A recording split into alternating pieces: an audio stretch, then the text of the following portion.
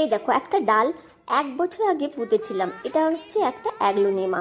এর কোনো আর গ্রোথই দেখতে পাচ্ছি না, তো ভাবলাম এইখান থেকে আরেকটা ডাল কাটিং করে আমি আরেকটা পটে বসাবো, যদি ওইটার থেকে কোনো যদি আপডেট বা কোনো ভালো গ্রোথ পাই সেটার জন্য এই যে এটাকে কেটে নিলাম। এবার এতে একটু ফাঙ্গিসাইড দিয়ে দিচ্ছি, আমি দিচ্ছি সাব ফাঙ্গিসাইড, যাতে ফাঙ্গাই অ্যাটাক না হয় আর এখান থেকে ড্যামেজ না হয়।